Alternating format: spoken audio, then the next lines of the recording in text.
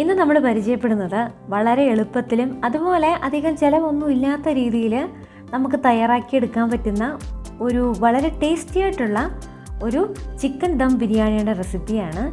ഈ ഒരു റെസിപ്പി ഒത്തിരി വർഷങ്ങൾക്ക് മുമ്പ് നമ്മുടെ മരിച്ചുപോയ നൗഷാദ് ഖാ ഒരു ചാനലിൽ പറഞ്ഞതാണ്. അങ്ങനെ ഞങ്ങളതൊന്ന് ചെയ്തു നോക്കിയപ്പം വളരെ നല്ലതായിട്ട് നമുക്ക് തോന്നി. അതുകൊണ്ടാണ് ഇത് നിങ്ങളുമായിട്ട് ഷെയർ ചെയ്യുന്നത്.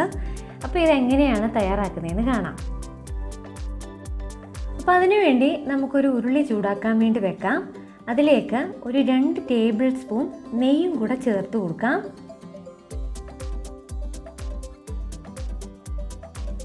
നെയ്യ് നന്നായിട്ടൊന്ന് ഉരുകി വരുമ്പോഴേക്കും നമുക്കിതിലോട്ട് കുറച്ച് അണ്ടിപ്പരിപ്പും അതുപോലെ കുറച്ച് മുന്തിരിങ്ങയും കൂടെ ഇട്ടൊന്ന് നന്നായിട്ട് മൂപ്പിച്ചെടുക്കാം.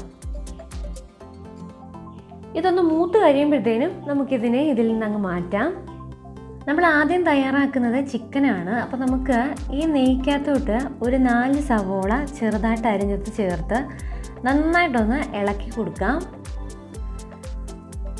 ഈ സവോള നന്നായിട്ടൊന്ന് വഴറ്റി കൊടുക്കണം, നന്നായിട്ട് മൂത്ത് വരണം. അപ്പോൾ അതിന് വേണ്ടി നമുക്ക് കുറച്ച് വെളിച്ചെണ്ണയും കൂടെ ചേർത്ത് നന്നായിട്ടൊന്നുകൂടെ വഴറ്റിയെടുക്കാം.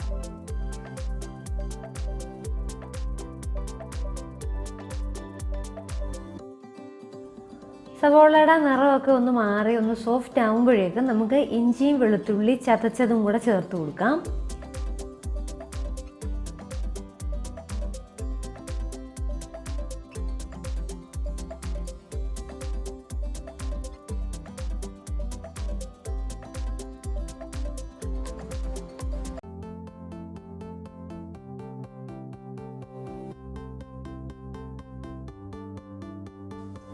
ഇനി ഇതിലേക്ക് നമുക്ക് കുറച്ച് പച്ചമുളകും കൂടെ ചെറുതായിട്ട് അരിഞ്ഞത് ചേർത്ത് കൊടുക്കാം.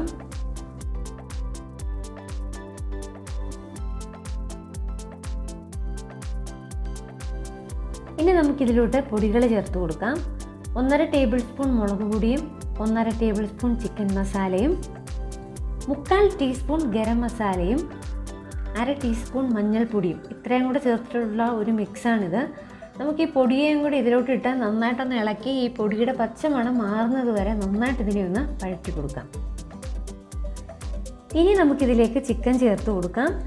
ഉപ്പും കുരുമുളക് പൊടിയും ചേർത്ത് മാരിനേറ്റ് ചെയ്ത് വെച്ചിരിക്കുന്ന ചിക്കനാണിത്. ഇതിനെ ഈ ഒരു മിക്സിനകത്തിട്ട് നന്നായിട്ടൊന്ന് വഴറ്റിയതിന് ശേഷം നമുക്ക് അടച്ച് വേവിക്കാൻ വേണ്ടി വെക്കാം. വെള്ളമൊന്നും ചേർക്കേണ്ട, ആവശ്യത്തിനുള്ള വെള്ളം ചിക്കനിൽ നിന്ന് തന്നെ നമുക്ക് കിട്ടും.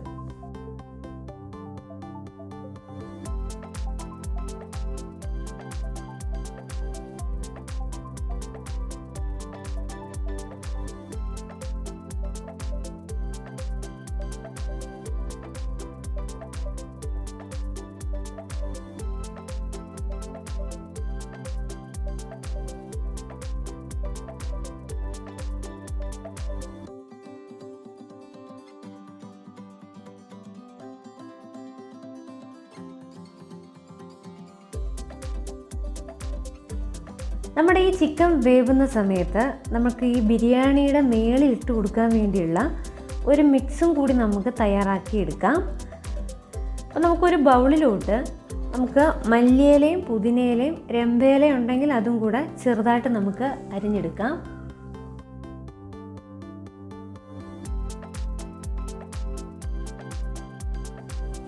പിന്നെ അതിലേക്ക് ചേർത്ത് കൊടുക്കുന്നത് നന്നായിട്ട് പഴുത്ത ഒരു തക്കാളി ചെറുതായിട്ട് അരിഞ്ഞതാണ്. പിന്നെ നമ്മൾ നേരത്തെ ഫ്രൈ ചെയ്ത് വെച്ചിരിക്കുന്ന അണ്ടിപ്പരിപ്പ് മുന്തിരിങ്ങയും കൂടെ ചേർക്കാം. ഇതൊന്ന് നന്നായിട്ട് മിക്സ് ചെയ്ത് വെക്കാം.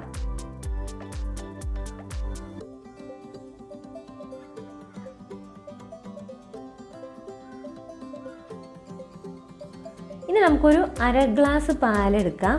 ഇത് തിളപ്പിച്ച് ആറിയ പാലാണ്. ഇതിനകത്തോട്ട് 1 സ്പൂൺ പഞ്ചസാരയും കൂടി ഇട്ട് നന്നായിട്ടൊന്ന് ഇളക്കി മാറ്റി വെക്കാം. ഇത് നമുക്ക് അവസാനം ഒഴിച്ചു കൊടുക്കാം.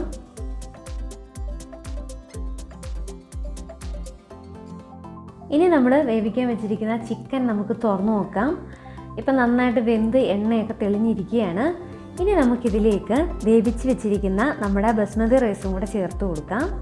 നമ്മൾ ഈ റൈസ് തയ്യാറാക്കുമ്പോഴേക്കും ആ വെള്ളത്തിനകത്ത് പട്ടയും ഏലക്കയും ഗ്രാമ്പും അതോടൊപ്പം കുറച്ച് മല്ലിയിലയും പുതിനയിലയും കൂടെ ചേർത്തിട്ടാണ് നമ്മൾ ഈ റൈസ് ഇടുന്നത്.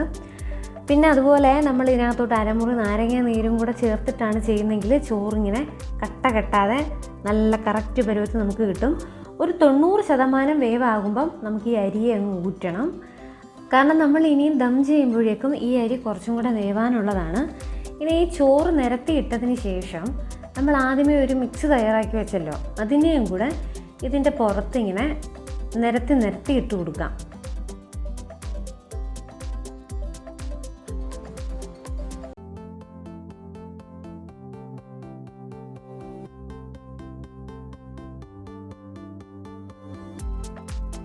ഇനി ഇതിലേക്ക് നമ്മൾ ആ പഞ്ചസാര ചേർത്ത് വെച്ചിരിക്കുന്ന പാലും കൂടെ ചേർത്ത് കൊടുക്കാം. അതുപോലെ ഒരു 3-4 സ്പൂൺ നെയ്യും കൂടെ ചേർത്ത് കൊടുക്കാം. നെയ്യ് ചേർക്കാൻ നല്ലതാണ്, നമ്മുടെ ആ ബിരിയാണിക്ക് ഒരു പ്രത്യേക മണമായിരിക്കും. ഇനി നമുക്കിതിനെ ദം ചെയ്യാം. ഈ ദം ചെയ്യാൻ നേരം നല്ല അടപ്പിനെ മാറ്റി പഴയ അടപ്പുണ്ടെങ്കിൽ അത് വെച്ചിട്ട് ചെയ്യുന്നതാണ് നല്ലത്. മൈദയെ കുറച്ച് കട്ടിക്ക് കുഴച്ചതിന് ശേഷം അടപ്പിന് ചുറ്റും, അതായത് ഈ പാത്രത്തിൻ്റെ അടപ്പിൻ്റെ ഇടയിൽ നിന്ന് ഒട്ടും ആവി പുറത്തു പോകാത്ത രീതിയിൽ ചുറ്റും നന്നായിട്ട് കട്ടിക്ക് മൈദ വെച്ച് ഒട്ടിക്കാം. അതിനുശേഷം കനൽ മേളിലും താഴെയും ഒന്നുപോലെ നിരത്തിയിടണം. അടിയിൽ ഒത്തിരി തീയുടെ ആവശ്യമൊന്നുമില്ല, ഇത്തിരി നല്ല കട്ടിക്ക് ഇത്തിരി കനലിൻ്റെ ആവശ്യമുള്ളൂ. ഒരു 7-8 മിനിറ്റൊക്കെ കഴിയുമ്പോഴേക്കും നമ്മുടെ ഈ മൈദ വെന്ത് ഈ മൈദയുടെ സൈഡിലൂടെ ആവി വരാൻ തുടങ്ങും. അതാണ് ഇതിൻ്റെ ആ ഒരു പരുവം. ആ ഒരു സമയം വരെ നമുക്കൊന്ന് വെയിറ്റ് ചെയ്യേണ്ടി വരും, അത്രേ ഉള്ളൂ.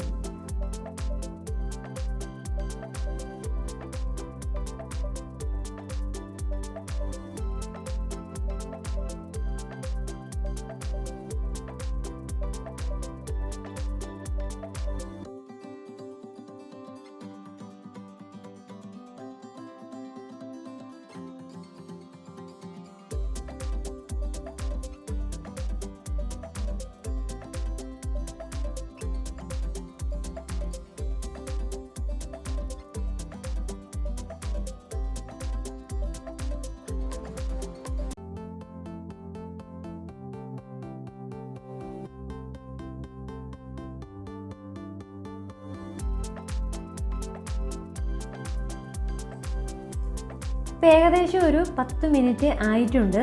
ഈ മൈദ നന്നായിട്ട് വെന്ത് നല്ല കട്ടിയായിട്ടിരിക്കുകയാണ്. ഈ മൈദയിലൂടെ ചെറുതായിട്ട് ആവി വരാൻ തുടങ്ങും. ഒരു ഇരുമ്പങ്ങാനും വെച്ച് കുറച്ച് ഭാഗം നമുക്ക് അടർത്തി മാറ്റാം.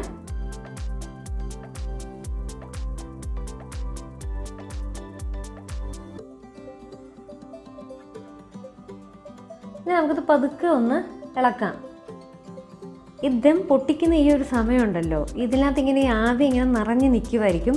നമ്മുടെ ഈ ചോറും അതുപോലെ ചിക്കനും നമ്മൾ ഇതിനകത്ത് ചേർത്ത നെയ്യും ഇതെല്ലാം കൂടെ വെന്ത ഒരു പ്രത്യേക മണമാണ്.